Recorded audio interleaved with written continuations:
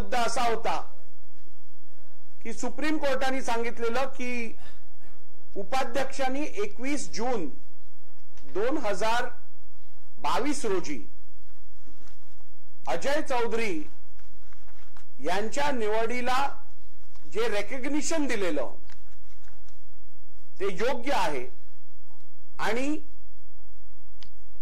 अध्यक्षांनी म्हणजेच मी 3 जुलै 2022 ला भरत गोगावले आणि एकनाथ शिंदेजींच्या नियुक्तीला जे रेकग्निशन दिलं गेलं आहे ते चुकीचं आहे असं सांगण्यात आलं. खोट्यापेक्षा अर्धसत्य हे अधिक घातक असतं आणि तोच प्रकार इकडे केला गेला आहे. आपण जर सुप्रीम कोर्टची ऑर्डर वाचलीत आणि त्यातल्या पॅरेग्राफ 97 पेज 97 पॅरेग्राफ 122 वाचलात, पेज 95 पॅरेग्राफ नंबर 119 वाचलात, पेज नंबर 97 पॅरेग्राफ 124 वाचलात, पेज नंबर 139 पॅरेग्राफ 206 डी वाचलात. हे सुप्रीम कोर्टच्या ऑर्डरचं मी रेफरन्स देतोय. तर त्यात सुप्रीम कोर्टने या विषयात नेमकी काय म्हटलंय ते स्पष्ट होईल. सुप्रीम कोर्टने असं म्हटलंय की ज्या वेळेला आपण एखाद्या प्रतोदाला रेकग्निशन देत असतो, गटनेत्याला रेकग्निशन देत असतो, तेव्हा अध्यक्षांनी तो निर्णय राजकीय पक्षाची भूमिका समजून, राजकीय पक्षाची या संदर्भातली इच्छा समजून त्याच व्यक्तीला रेकग्निशन देणं आवश्यक आहे. त्यांनी असं म्हटलंय की 21 जून 2022 रोजी ज्या वेळेला महाराष्ट्र विधानसभेच्या उपाध्यक्षांनी अजय चौधरी यांच्या नियुक्तीला आणि त्यातून सुनील प्रभू यांच्या नियुक्तीला मान्यता दिलेली, त्यावेळेला त्यांच्या समोर उद्धवजी ठाकरे यांचं एकच पत्र होतं आणि त्यामुळे विधिमंडळ गटाच्या राजकीय पक्षात फूट पडलेली आहे हे अध्यक्षांना समजण्याचं काही कारण नव्हतं किंवा त्यांच्या रेकॉर्डवर असा कोणताही पुरावा नव्हता आणि म्हणून ते आलेलं पत्र ही राजकीय पक्षाची भूमिका आहे असं त्यांनी ग्राह्य धरून जो निर्णय दिलाय तो योग्य आहे, कारण ती भूमिका राजकीय पक्षाची आहे हे ग्राह्य धरून त्यांनी निर्णय दिलेला आहे. ज्या वेळेला अध्यक्षांनी म्हणजेच मी 3 तारखेला निर्णय दिला त्यावेळेला सुप्रीम कोर्टाने असं सांगितलंय की अध्यक्षांसमोर राजकीय पक्षाची 2 क्लेम्स होते, म्हणजेच उद्धव बाळासाहेब ठाकरे गटाचा क्लेम अध्यक्षांसमोर होता आणि एकनाथ शिंदेजींच्या गटाचाही क्लेम अध्यक्षांसमोर होता.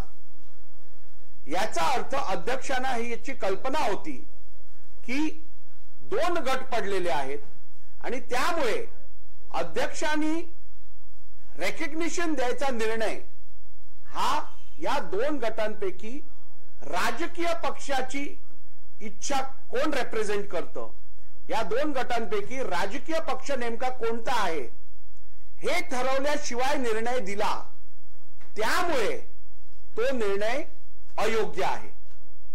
त्यानंतर paragraph 139 206 paragraph 206 D page number 139 मध्ये सुप्रीम कोर्टाने अध्यक्षांना सांगितलंय की आपण मूळ राजकीय पक्ष कोणता हे पहिली नक्की निश्चित करा आणि तो निर्णय झाल्यानंतर ज्याला आपण रेकग्निशन देता, मूळ राजकीय पक्ष म्हणून ज्याला आपण डिक्लेअर करता, त्या मूळ राजकीय पक्षाच्या इच्छेनुसार आपण प्रतोदला मान्यता द्या आणि त्यानंतर डिस्क्वालिफिकेशन वरती निर्णय घ्या. त्यामुळे सुप्रीम कोर्टाने असं कधीच सांगितलं नाही की भरत गोगावलेंची निवड ही कायमस्वरूपी चुकीची आणि अजय चौधरी किंवा सुनील प्रभूंची निवड ही कायमस्वरूपी बरोबर असं सुप्रीम कोर्टनी कधीच सांगितलं नाही.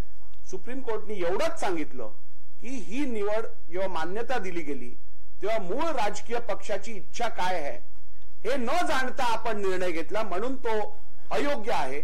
आपण परत निर्णय घ्या. मूळ राजकीय पक्ष कुठचा आहे हे अध्यक्षांनी ठरवू दे आणि त्या अनुसार व्हिपला रेकग्निशन द्यावं.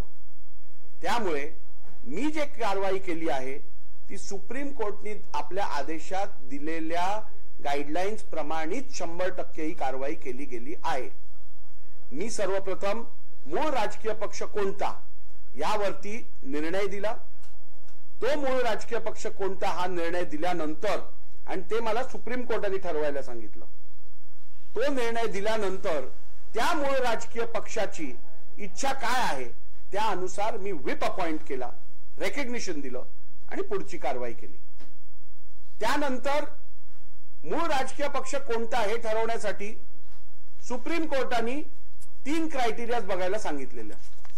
पक्षाचं संविधान काय म्हणतं, पक्षाची संघटनात्मक रचना कशी आहे आणि त्याची संख्याबळ कसं आहे, आणि नंबर 3 जी लेजिस्लेटिव्ह मेजॉरिटी आहे म्हणजे विधिमंडळ पक्षातली मेजॉरिटी कोणाबरोबर किती आहे, या तिन्ही गोष्टींचा विचार करून निर्णय द्यायला सांगितला मूळ राजकीय पक्षाविषयी.